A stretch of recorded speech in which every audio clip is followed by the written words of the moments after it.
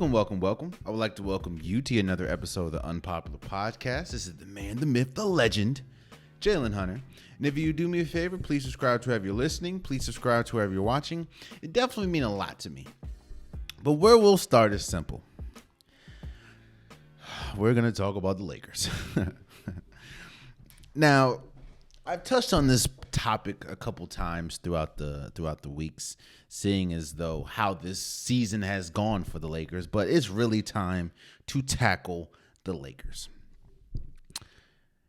And I'm going to start with the question let's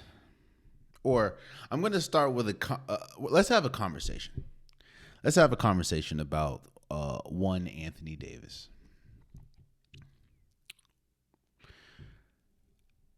The question that's circulating around Anthony Davis, around the Lakers, is should they move off of Anthony Davis? Now, I understand how blasphemous that can sound, seeing as though how much the Lakers gave up to get Anthony Davis. We know about the blockbuster trade that the New Orleans Pelicans did with the Lakers after Anthony Davis expressed his interest to not only leave the Pelicans, but to go to LA. And of course, they pretty much lost on Zion and a couple other draft picks and players. You know, Brandon Ingram went, Josh Hart, LaMelo Ball. It was a huge deal. So I understand why you'd be like, yo, the Lakers gave up so much for Anthony Davis. Why would we even consider trading him? I mean, he, at his best, a top 10 player. Why consider moving him? Well, let's talk about the reality not only of Anthony Davis but of the Lakers. Let's first talk about the Lakers before we before we talk about Anthony Davis. When you look at this iteration of the Lakers, right? A lot of people like to point blame. Right. A lot of people like to say, "Oh, the Lakers are playing bad," or "The Lakers are not. The Lakers aren't as good as they're supposed to be because of Russell Westbrook." Everybody named Mama knew the relationship between Russell Westbrook and the Lakers more than likely wasn't going to work. And that's actually that's no slight on the Lakers. That's no slight on Russell Westbrook. I said this before, and I'll touch on it again. When you do something for an X amount of years, when you do something as long as Russell Westbrook's been doing, think about this. Russell Westbrook's play has gotten him an MVP. The title, the triple-double king, seeing as though he's averaged a triple-double in a season more times than anybody in NBA history. In fact, he has more triple-doubles than anybody in NBA history.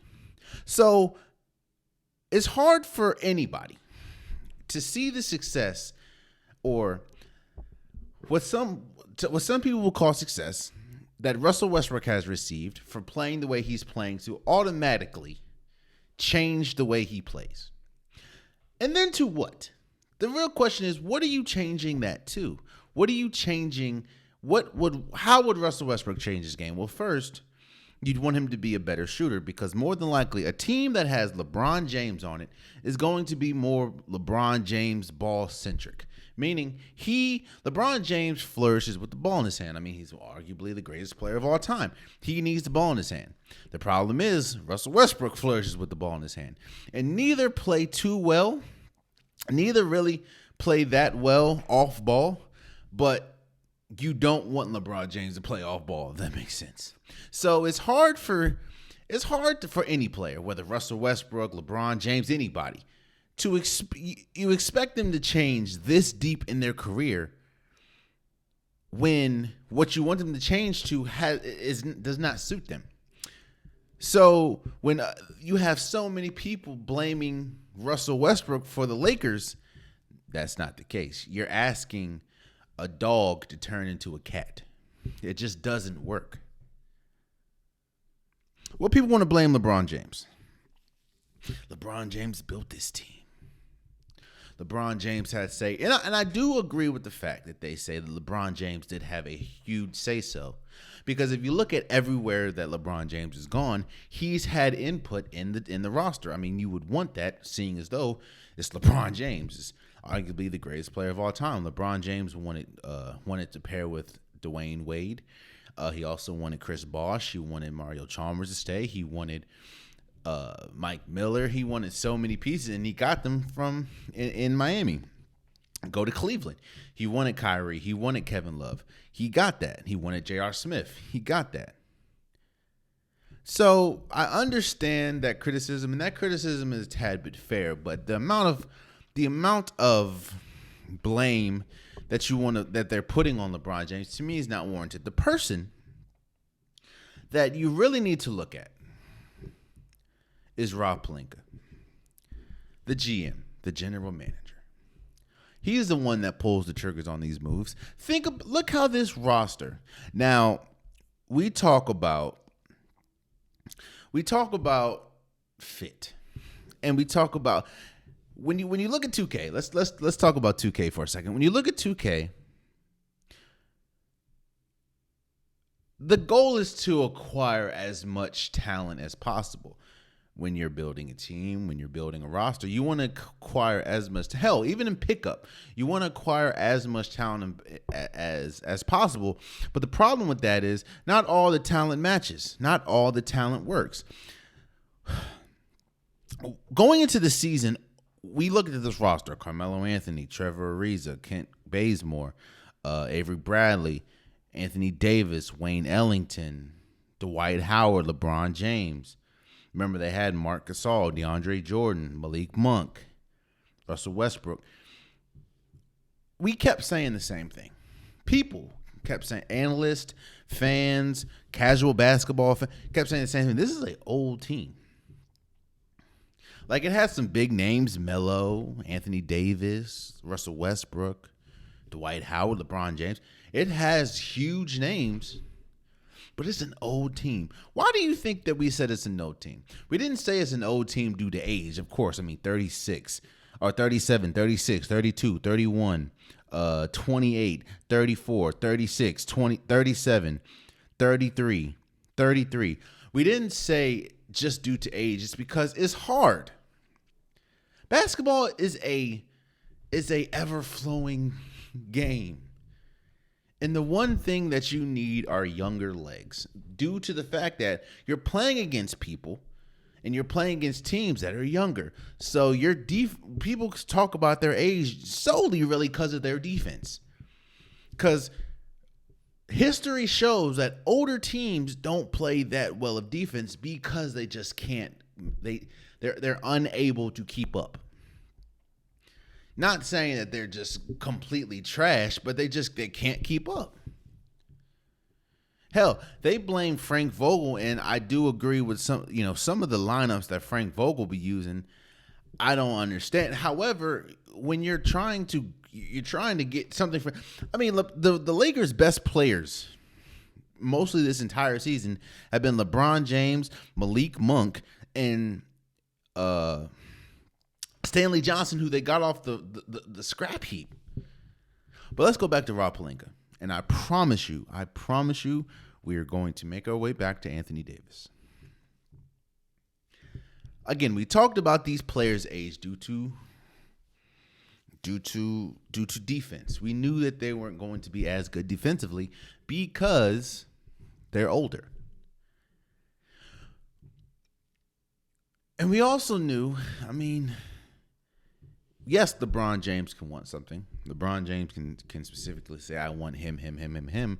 But at the end of the day, LeBron James is not the GM. Even though LeBron James has a huge say on the team, LeBron James isn't the GM. Rob Pelinka is the GM. Rob Pelinka is the one that pulls these triggers, and he's the one that got Melo, who hasn't really been playing this year. He's the one that got Trevor Ariza, hasn't worked. Kent Bazemore hasn't worked. Avery Bradley, who they got pretty much a couple days before the season started. Wayne Ellington hasn't worked. Talen Horton-Tucker. Remember, the reason why they do not have Kyle Lowry right now is because Rob Pelinka did not want to get off of Talen Horton-Tucker. Dwight Howard, who hasn't really been playing. Stanley Johnson, who's been their best player. Marc Gasol, who's not even there anymore. Malik Monk, who's been good. Kendrick Nunn, who has not played a game yet. I don't believe. Austin Reeves, who's been a godsend for them, and Russell Westbrook, who they were trying to shop at the trade deadline. That is where the blame goes to Rob Pelinka. So the question is, this team is now currently 27-31, a LeBron James led team. Oh, it's All-Star break, by the way. It's All-Star break. So we're halfway through the season, and this team is below 500.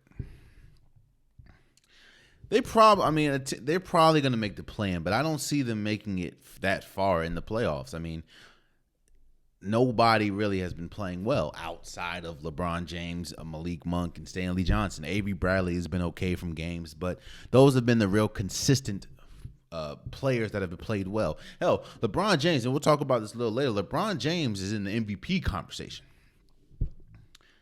I mean, I think he's like top 5 in scoring right now, which is crazy, saying as though he's, 37. Which isn't even the oldest player on his team.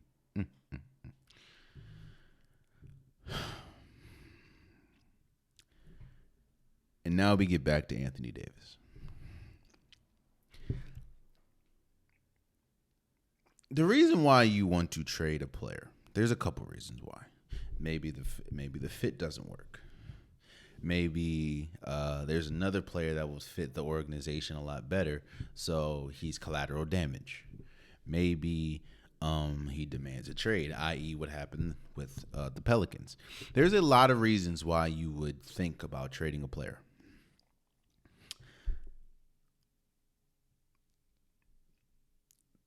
The truth is, Anthony Davis is a fragile player. Now, there's really, I don't know if that's, a lot of people are saying that you have to connect that to his offseason training. I don't know. A lot of times you can't really, I mean, some players are just more fragile than others. I mean, not everyone can be a LeBron. Hell, you remember early in his career, Steph Curry was a fragile player. He had a lot of frequent ankle injuries. He got that fixed, and now he's a 3-time champion, 2-time MVP. Kyrie Irving was a fragile player early, with a lot of lower leg injuries. Kind of got that rectified. Hell, KD is a fragile player. I don't think that his offseason grind is affecting that, but KD is hurt a lot. So Anthony Davis being a fragile player, that's a knock. That's definitely a knock. But I'm not faulting that to him. Just some players are more fragile than others, and I say that to say Anthony Davis is currently injured now. He twists his ankle, has a mild ankle sprain, and he'll be out for at least 4 weeks. It says 2 to 4 weeks, but if you see the injury, it's not good. He not only did he twist it, he twisted and landed on it. It's So at least 4 weeks. This is another footnote in a long string of injury history that Anthony Davis has.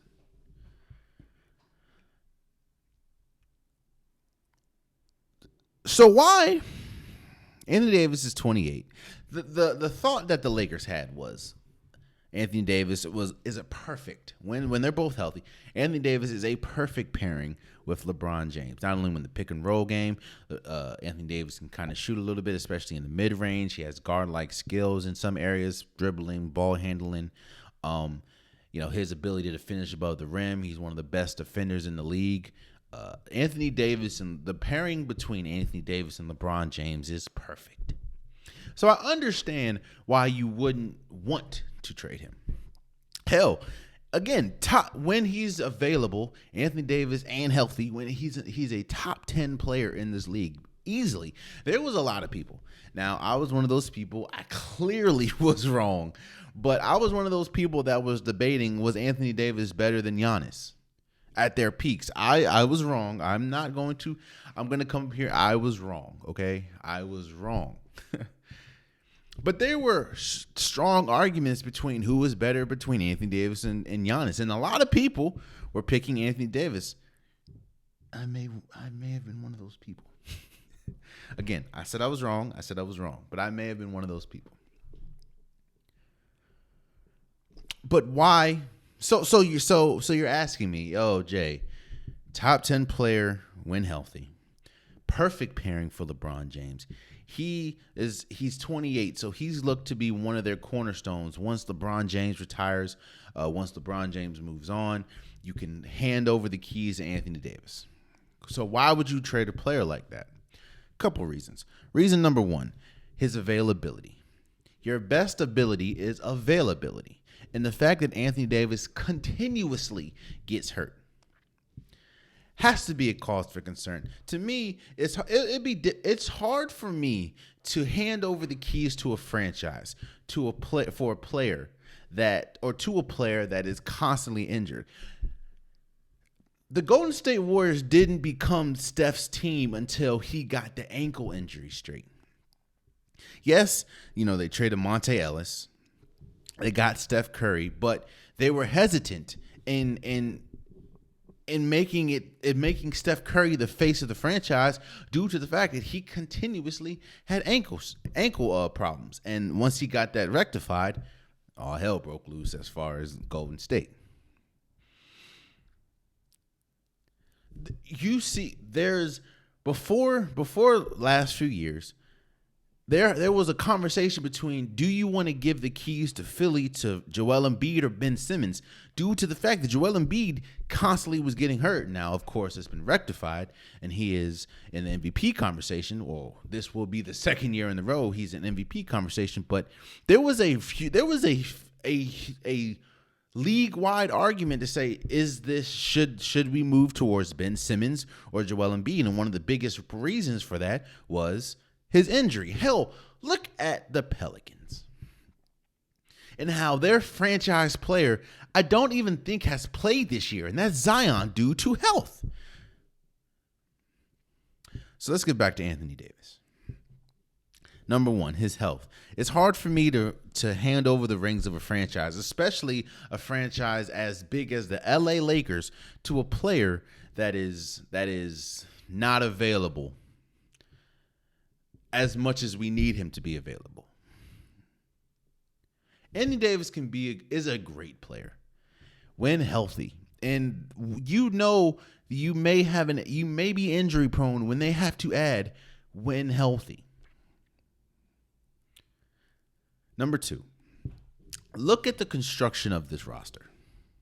The LA Lakers, like I said, Melo, Trevor Ariza, Kent Bazemore, Avery Bradley, LeBron James, Wayne Ellington, Talen Horton-Tucker. There's not much wiggle room for this roster. Hell, you even saw at the trade deadline, they tried to trade players. They tried to trade Russell Westbrook. They tried to trade Talen Horton-Tucker. They tried to trade Kent Bazemore. They tried to trade Wayne Ellington, and nobody wanted them. There's one, because I think LeBron James may possibly have a no-trade clause. So there's only one commodity that is tradable, honestly, on this team, and that is Anthony Davis.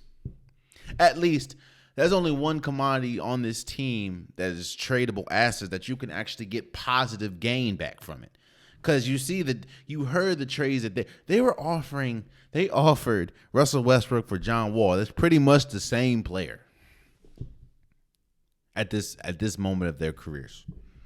So the only player that you're really getting positive gain back on this team is Anthony Davis.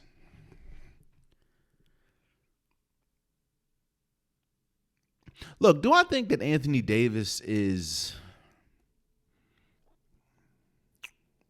I will say this. I was looking at the stats. The bubble year, right? The year that they went to the bubble and they won a championship. Anthony Davis was averaging 26 points a game, 9 rebounds, 4 assists, 2 blocks, 2.5 blocks pretty much, and a steal. And he was available for All 62 games. Now, of course, we know that the season was cut short due to COVID. They came in the bubble, won the championship.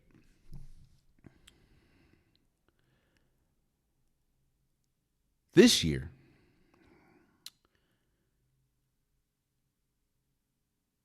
he's played in 37 games. Actually, let me say this.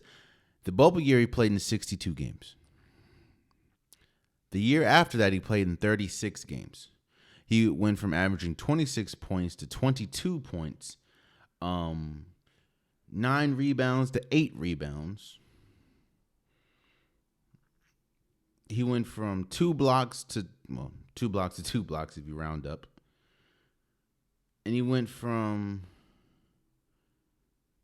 shooting 50% to 49%.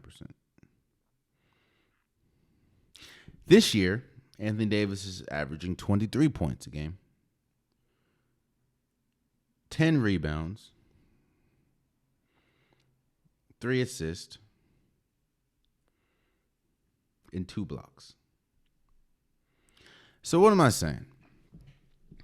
Anthony Davis his points average has gone down. Also, his availability has gone down.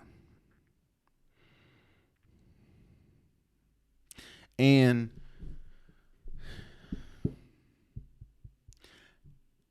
Anthony Davis, the Lakers need Anthony Davis. LeBron James knows it. Russell Westbrook knows it. Lakers fans know it. They need Anthony Davis to be healthy if they even want to contend for a championship. The problem is, I don't even think with it healthy. In fact, we've seen them with healthy Anthony Davis, and they've been out.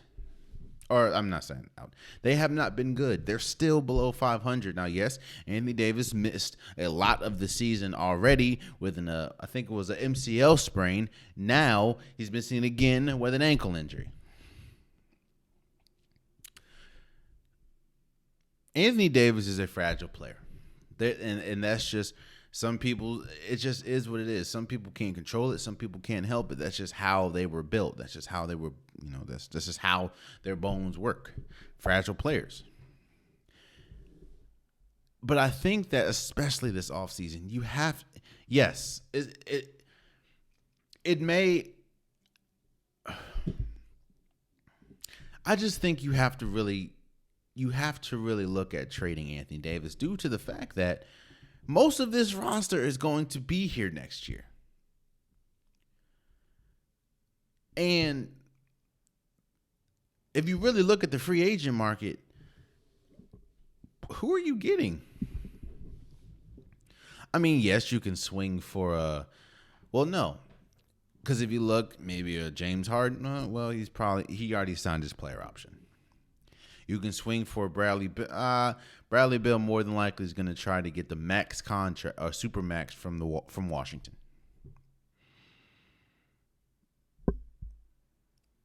Maybe Kyrie. No, Kyrie Irving more than likely is going to sign the player option.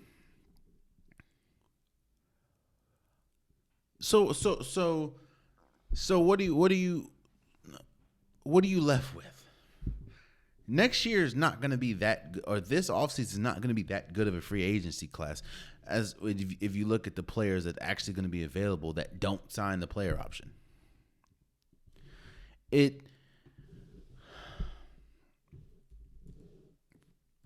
going to look up who is going to be free agents.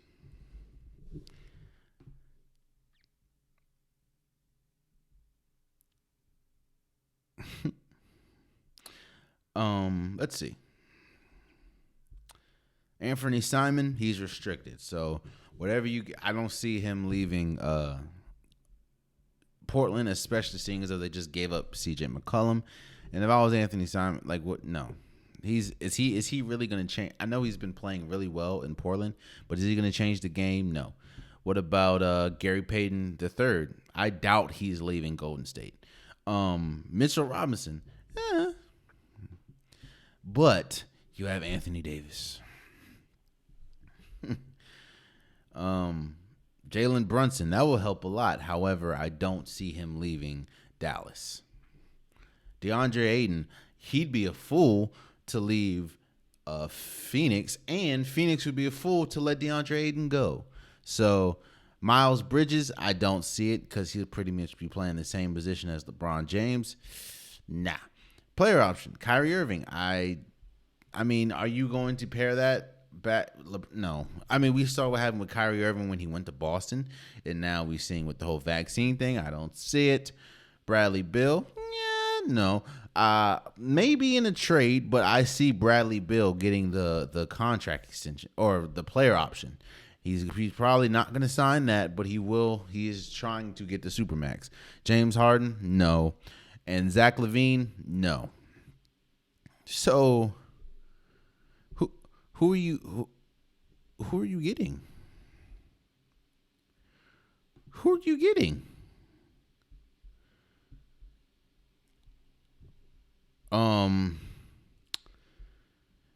It's not, the market is mighty bare. Colin Sexton, no, he's a restricted free agent. Russell Westbrook is going to sign his player option. Nurkic, no. Lou Dort, that'd be a good, no, because he has a team option. So what I'm saying is the Lakers don't have that many options,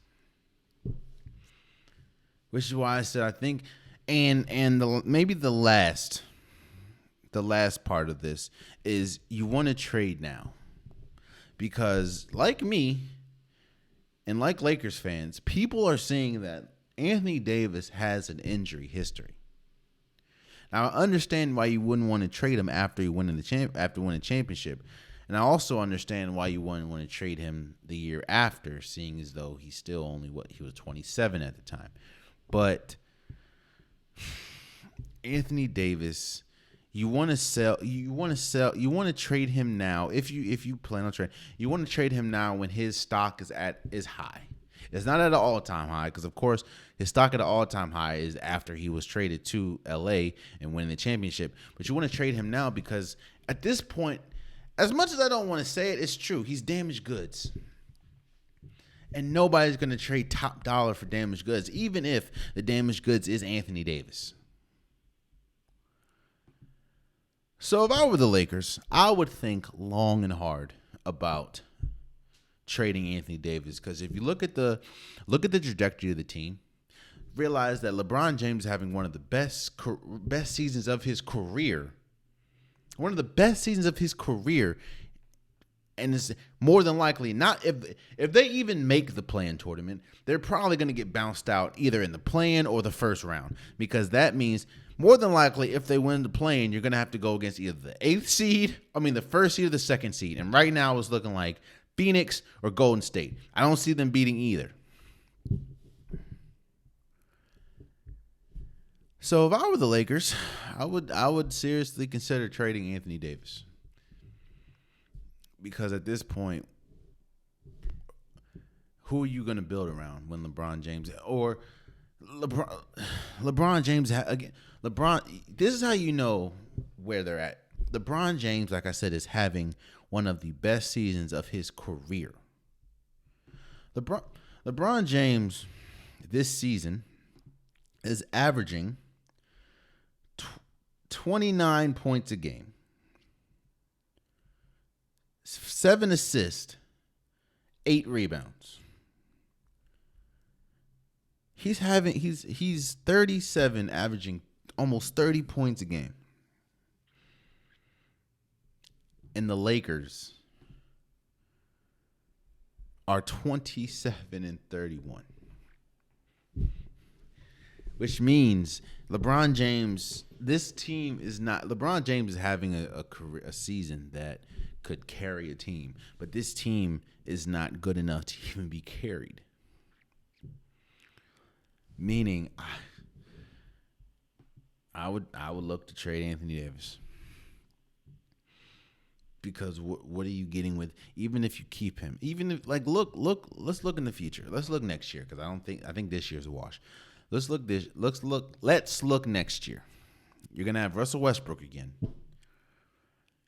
You're going to have a lot of the same pieces, if not older. Or if you do get younger, they're not going to be as good because you're pretty much looking at the buyout market unless you hit the trade deadline. But I don't see them. If they didn't make a trade this year, what's going to happen next year when they're older? Yeah, man. I don't. I would seriously consider trading Anthony Davis. And it's just fact. Anthony Davis is not dependable. As great as he is, when he's healthy, he's not dependable because when he's healthy is a huge question mark because a lot of times, like now, he's not. Now, I don't blame injuries on the person that's sustained the injury, but Anthony Davis is a fragile player. Hell, KD, as great as he is, he's arguably a fragile player. If I were LA, I would look to try to move Anthony Davis. I understand what the future plan was, but even when you look, do you want to give what the question that you have to ask yourself, and we'll move on from here, is do you trust handing over the franchise, the Los Angeles Lakers, to a player, and Anthony Davis, which as great as he is when he's on the floor, when will he be on the floor? Moving forward, this has been one of the best seasons, in my opinion, as far as talent, as far as players wise. This when we look at like last year was a great season. It pretty much came down to the wire between MVP, and it was pretty much three people. It was pretty much Nikola Jokic, who ended up winning the MVP, Steph Curry, who finished second, and I think Joel Embiid. Those three really separated themselves from the pack. Now, yeah, there was players that had really good seasons, but it was really those three. If you look this year has so if one player won it, there's been so many great players. Hell, like I just said, LeBron James, 37 years old, averaging 29 points a game. And while the Lakers aren't winning as much, LeBron James is having one of the best statistical years he has ever had. And the crazy thing is he's 37. Steph Curry, who was a front runner, of course he broke the 3-point record. He's kind of fallen off due to he had a pretty much brutal month after breaking the MVP 3-point record. But Steph Curry was leading, and Steph Curry is still. I mean, he has Golden State is now second in the NBA. A Golden State team that came into the season not having Klay Thompson, not having James Wiseman, still doesn't have James Wiseman right now. Doesn't have Draymond Green due to back injuries. They're still second in the NBA. So there's a lot of players that you can say has having MVP seasons. But what I wanted to do is I wanted to give my top 5. Now, clearly, I just said Steph Curry. I just said LeBron James. Kevin Durant, he was top of the MVP charts for a little bit. Of course, injuries stopped that. So clearly, those 3 are not in my top 5. While I wouldn't be mad if Luka's not in my top 5. Luka's having an incredible season. It kind of started off slow, but Luka's having a tremendous season now. I think he just had like in a week, he had like a 50-point game, like a 49-point game. So this has been an incredible season, man. Trae Young, he started off slow, but he's come to the forefront. So it's been a tough. Jaylen Brown and Jason Tatum, especially Jason Tatum. There's been so many people that have been incredible. Jimmy Butler, even though he did miss a lot of the season due to injury, he came back and been. I mean, the Heat is number 1 in the or number 2. Number 2 in the West. No, number 1 in the East. I'm sorry, number 1 in the East. So there's been some great players, but I'm going to give my top 5. Now,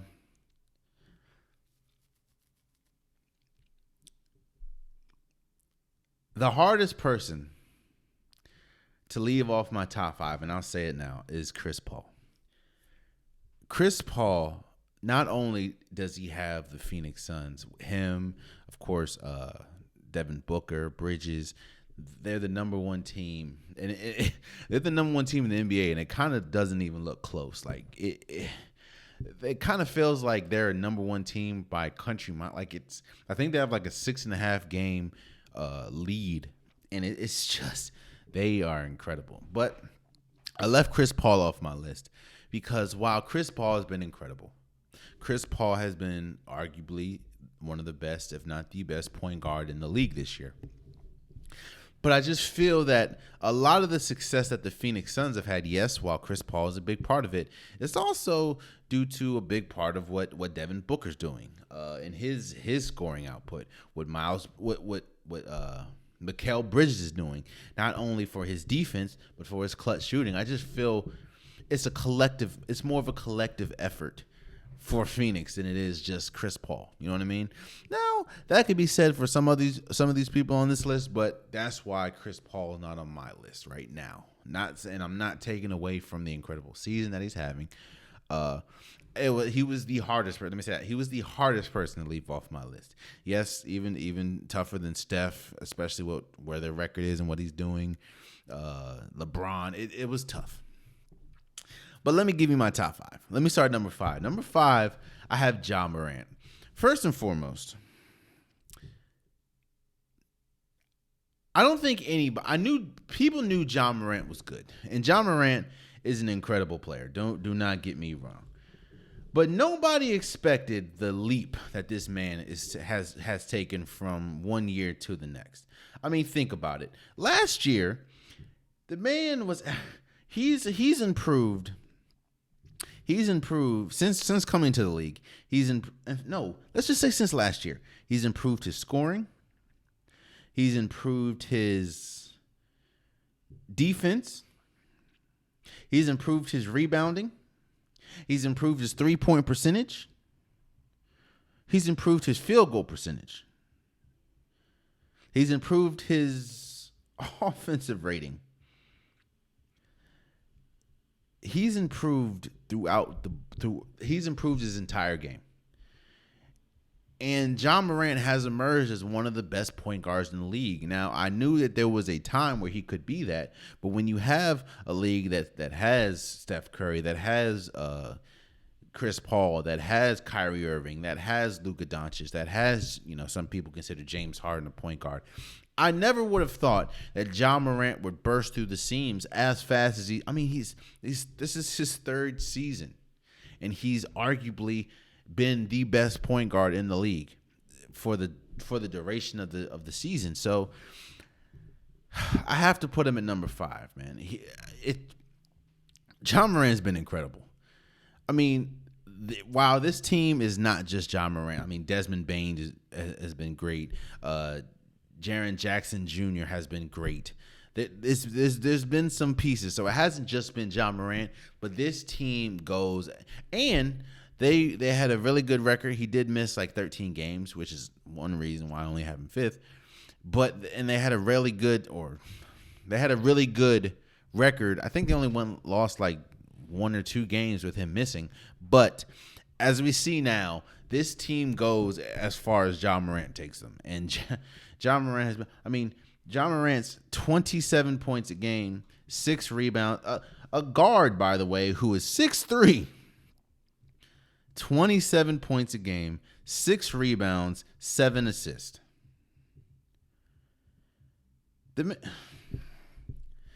Ja Morant, and we know about his bounce ability. We know about, he can jump out the gym, but I just didn't think he would be this polished of a player just 3 years in.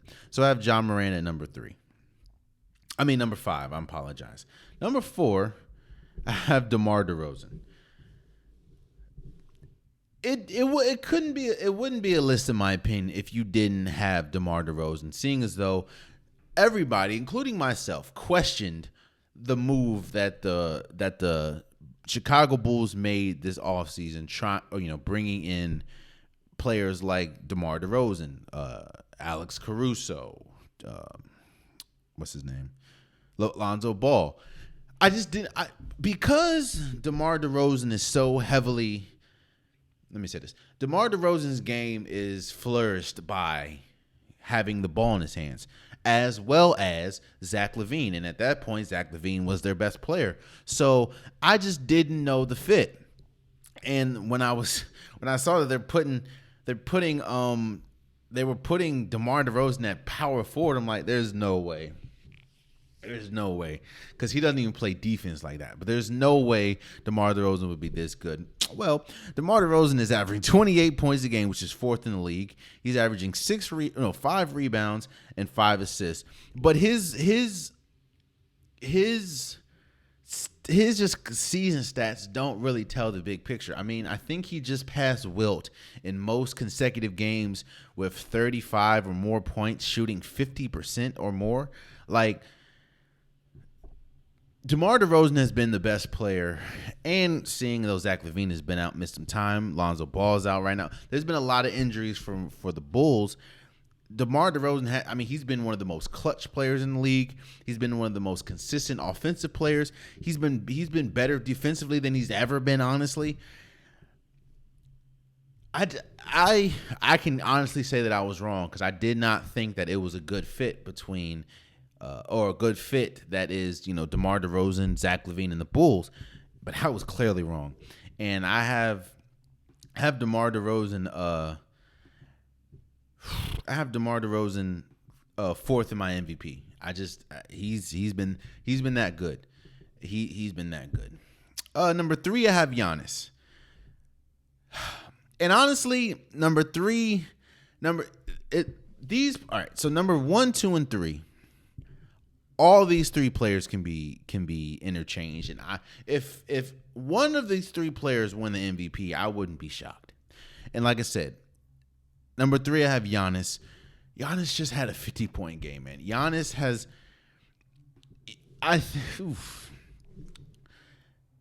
we talk about the best players in the league, right? And of course, you always hear LeBron, you always hear Steph, you always hear KD, and rightfully so. Steph is still incredible. KD is still incredible. LeBron James is still LeBron James, but there's a real argument to be had that Giannis Antetokounmpo is the best player in the league because of how he's improved year after year. Think about it. Think about just 2 years ago. No, think about a majority of last year. The game plan for Giannis is get him to the free throw line. He was airballing free throws at a large clip. He was airballing free throws to the point where there's a compilation of Giannis airballs at the free throw line. But then you get to the playoffs, you get to the NBA Finals, and he turns it around. Now he's pulling up from 3 with confidence. He's getting to the line with confidence. Currently, Giannis is shooting 72%. 72% from the free throw line. He's leading the league in scoring. Giannis. A league that has James Harden, a league that has Steph, a league that has Kevin Durant, even though he's hurt, a league that has LeBron James scoring 29 points a game. Giannis is leading the league in points. Giannis, well, I think he's second right now after what happened the night before, or what happened a couple nights ago. But Giannis is averaging 29 points a game, 11 rebounds, 6 assists. His PR is 32.36, which is second in the league. I have Giannis is third. I just think the Giannis continues to grow year after year after year, and it's hard when you talk about the best players in the league. It's hard not to put his name. And honestly, if you don't, kind of like Sam Acho, it just blew my mind. This is like a tangent, but it just blew my mind. Sam Acho, when he put out the other day, Sam Acho from ESPN, when he put out his top 5 quarterbacks, and he didn't. Not only did he not have not only did he did not have Patrick Mahomes on that list. The man had Justin Herbert, who has been incredible, by the way. Don't get me wrong. He had Justin Herbert number 2. He didn't even have Lamar. He didn't even have Lamar Jackson on the list. A Lamar Jackson that was leading majority of the year last year until he got hurt in the MVP as in the MVP race. Patrick Mahomes didn't make the list. Lamar Jackson didn't make the list. Justin Herbert came in second. Joe Burrow came in like 4th or 5th.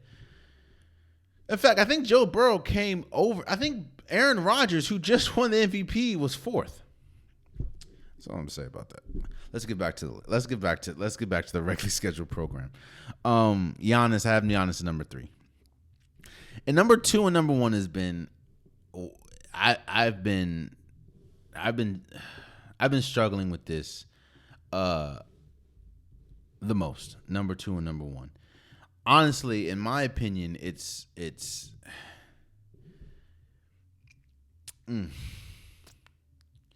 I'm gonna say it, and even as I say it out loud, it doesn't. I don't. It feels. I don't know. Number 2, I have Nikola Jokic. Now it's hard for me to say,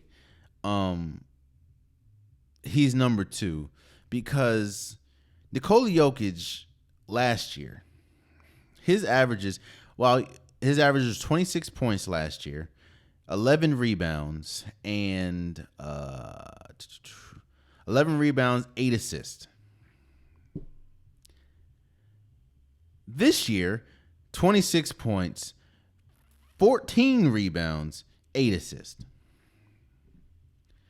And he's first in the league in PR at 32.66. And this is Nikola Jokic, who has the Nuggets, by the way. Give me a second. Who have the Nuggets sitting at 6th in the league, 6th in the West. Now, people say, I mean, it's just 6th. Yes, but you're missing your best offensive player in Jamal Murray, your second best offensive player in Michael Porter Jr., and it's just been injury galore for Denver. And they're still 6th, and that is solely because of the play of Nikola Jokic. Nikola Jokic is one of the most skilled big men of all time. And it's the only reason why I have him second. The only reason why I have him second is because I'm looking at who I have first, and that I'll just say it, and that's Joel Embiid. Joel Embiid, a big man, by the way. Joel Embiid, a man that, like I said earlier in the show, has dealt with his fair share of injuries. That's dealt with what's happening with the Ben Simmons situation. Joel Embiid is averaging 30 points a game, which is first in the league. 8 rebounds, which is 8th. 5 assists, and he's 3rd in PER for 31.86. Now, you put his numbers up next to Nikola Jokic. He's averaging more points. Nikola Jokic is averaging more rebounds. Nikola Jokic is averaging more. See, that's what I'm saying. Damn, Nikola. See, man. And Nikola Jokic. See, now you're kind of, people that are listening, people that are watching, you're kind of seeing how my thought process works. I'm putting these up next to each other, and the only thing that Joel Embiid is doing better than Nikola Jokic is scoring. And probably blocks. I would assume blocks. Yeah, 1.4. Joel Embiid averages 1.4 blocks a game, and he averages 1 block a game. I'm going to do it. I'm changing my mind live. Nikola Jokic to me, even though a lot of people do not put credit on his what's going on, seeing as though he did just win last year, and a lot of people think maybe he shouldn't have won, which I don't agree with. Even though I'm a Steph Curry fan, I think that he rightfully, as Nikola Jokic, he rightfully deserved to win it last year. I think Nikola Jokic deserves to win back to back. The fact that he's playing with less than what Joel Embiid is playing with. Joel Embiid still has quality scores. Let me say this. Joel Embiid still has good players around him.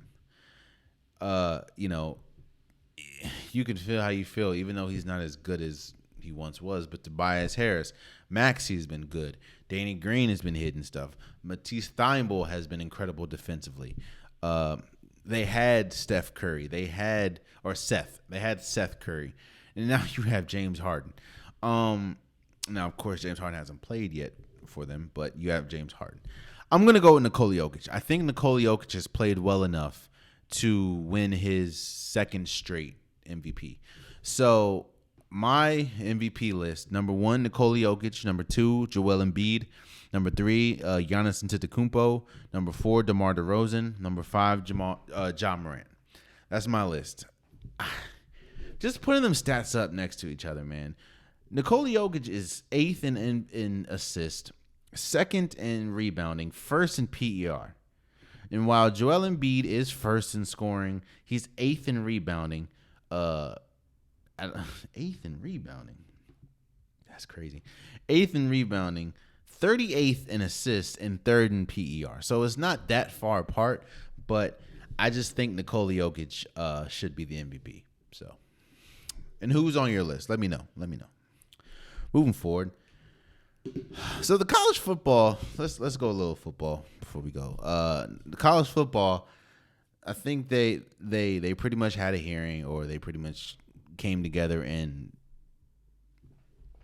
said that they're going to stay with 4 teams for the college football playoffs. Now, this is discouraging news, seeing as though just a couple months earlier, they made a big announcement and said they're pretty much going to consider and more than likely moving forward to making it 12 teams.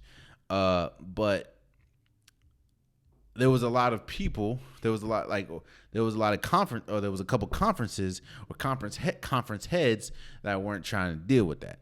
Now,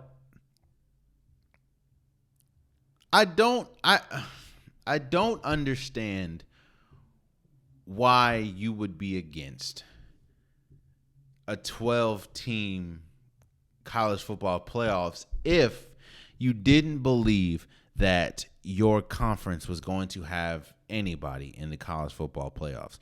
Because if one team, now yes, the SEC is the best conference when we talk about college football. The SEC is the best conference, hands down. I mean, you have Alabama. You have this year's champion in Georgia.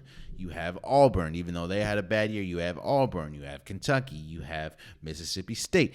I understand. But look, from what was heard, the ACC was one of the people that were kind of against it. Well, North Carolina's been good recently. Miami's been okay. Those teams would have benefit. Now, I understand it's pretty much a one-team race in the AFC at this point, or ACC at this point, and talking about college football, which is Clemson. But there's been multiple years where it could have been Clemson and Florida State. There's been multiple years where Miami could have made it. North Carolina could have made it. So it just doesn't make sense to me, because you stand to lose a lot of money. They can lose a lot of money not going with the 12 team. Now, of course, I think they're going to look into this is going to stay put until 2026, which I guess they'll re-look at it, but it just doesn't make sense. It's like what they say is they want it to be competitive, or they want it to be equal. They want it to be balanced. But hell, look at last year. Alabama, Georgia, 2 SEC teams. Then you had Cincinnati, and you had who was it? Oh, Michigan. So No AC. I mean, Clemson was bad last year. They had a down year. Like, if it's 4 teams, that's less. I don't know. It just doesn't make sense to me. I don't think it's. I thought it was it wasn't a good decision. I think that it'll bring a lot of excitement. I mean, of course, college football is exciting, but it'll bring a lot more excitement having 12 teams instead of just 4. So you may have an Oregon, you may have I don't know, Iowa, you may have a Notre Dame, you may have you have a better chance. I mean, it's a playoff. It's hard for me to say college football playoffs and there's only 4 teams, so there's 2 games. It just doesn't make sense, man. And to me, it's a bad look for college football, especially when you've already come out and said that it's going to be a 12-team thing and a 12-team playoff, and now it's not. It's a bad look. It's a bad look. It's a bad look. And lastly, before we go, so we talked about Carson Wentz last time, and the reports were that Carson Wentz, there's a high possibility that the marriage between Carson Wentz and Indy is not happening no more. Like, Indy's trying to trade him or possibly will release him. Now, there's this free agency market, and there's a lot of quarterbacks. It's not just free agency, but there's a lot of quarterbacks that could possibly be on the market. It could possibly be on the move this offseason. I mean, we still need to figure out, or we'll still need to know what's going to happen with Aaron Rodgers, Russell Wilson, what's going to happen with Deshaun Watson, what's going to happen with Carson Wentz. And one of the biggest names that is definitely in that pool is Jimmy G. And I talked about it when they talked about, or when we had the AFC Championship, or NFC Championship, about what type of player Jimmy G is, what type of quarterback Jimmy G is. Well, before we go, let me talk about the value of Jimmy G. Because I'm hearing a lot of teams. I'm hearing maybe Indy, if they get off of Carson Wentz, could be looking to get Jimmy Garoppolo. I'm hearing Washington. I'm hearing a lot of teams. He's going to be a high commodity on a lot of teams. Jimmy G is a good quarterback. You can win with Jimmy G. Can you win the Super Bowl with Jimmy G as your Jimmy G? And I said this before. Jimmy G needs a lot to go right around him. He needs a good offensive line. He needs a really good receiving core. He needs a good running game. He needs a good defense. If he has all that, Jimmy G can get you to a Super Bowl. I mean, hell, he's been to a Super Bowl, and he was just in the NFC Championship after beating the Green Bay Packers.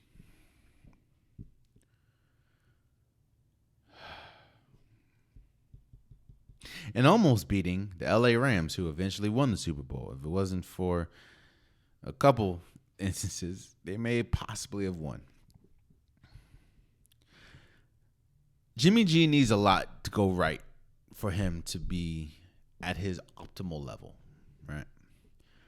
But Jimmy G, I mean, if you look at it, Jimmy G, he's not a horrible quarterback. I think a lot of people look at the quarterback market and think you have to be a Patrick Mahomes, you have to be a Justin Herbert, you have to be a Joe Burrow, you have to be a Aaron Rodgers, you have to be a Russell Wilson.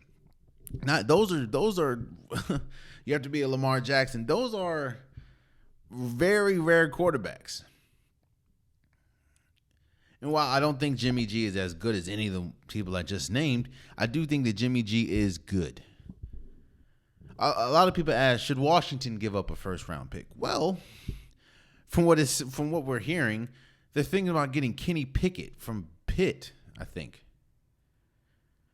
To me, Jimmy G is better than Pickett. Jimmy G is also better than Tyler Heineke. He's also better than Kyle Allen. I think Jimmy G at this point in his career is better or I think Jimmy G is better than Carson Wentz at this point of his career. I think Jimmy G is better than Tua Tagovailoa. I think Jimmy G is better than Jalen Hurts. I'm sure Jimmy G's better than whoever the starting quarterback is going to be for Houston. That's not Deshaun Watson. What I'm saying is Jimmy G has value. Jimmy G can make make an organization better.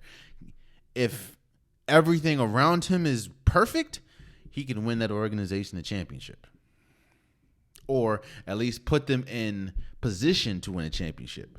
But maybe one of the lesser organizations like a Washington, like I think if he goes to Indy, they have a really good shot of making some noise next year in the playoffs.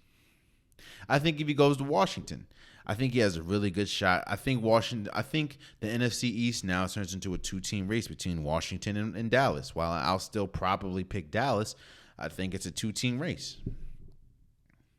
Jimmy G has value. No, he's not Patrick Mahomes. He's not Lamar Jackson. He's not Joe Burrow. He's not Justin Herbert. But Jimmy G will be 10 times better than whoever the hell Pittsburgh is going to have, unless Aaron Rodgers goes there. Jimmy G is better than Teddy Bridgewater and Teddy Bridgewater. So if Aaron Rodgers goes to Denver, he's better than Jordan Love. Jimmy G has value, man. He has value. How much of his value? Jimmy G can win you games. No, he's not a top tier quarterback, but some organizations don't need top tier. They just need a serviceable quarterback, and he is more than that. So. And there you have it, man. That's been today's episode of the Unpopular Podcast. I appreciate you guys. If you want an Unpopular Podcast shirt, hoodie, long sleeve, sweater, joggers, the link is in the description below. I have multiple different colors, multiple different designs. You just click on the design you like, click on the color, click the size, click purchase. It gets shipped to you. Hey, man, go get your Unpopular Podcast stuff today. Also, please subscribe to wherever you're listening. Please subscribe to wherever you're watching. Also, if you can, leave a comment, leave a like, leave a review if it's one of the DSPs. I'm trying to get more people to experience the Unpopular Podcast. I'm trying to grow the podcast. And that only helps with, of course, your viewership. That only helps with, that only helps when you view or listen. That only helps when you leave reviews. Only helps when you like. Only helps when you, share. You get the algorithms going. So if you can, and if you like what I'm producing, please share it to the mass, or leave a comment, leave a review, leave a like. I definitely would appreciate it. And I hope you guys have an incredible weekend. This is All-Star Weekend, so I'm excited to see what the slam dunk 3-point contest, even though the 3-point contest doesn't have Steph or Clay. I'm excited to see. In fact, I don't even think it has any former winners. And I'm excited, of course, to the All-Star game. So until next time, much love.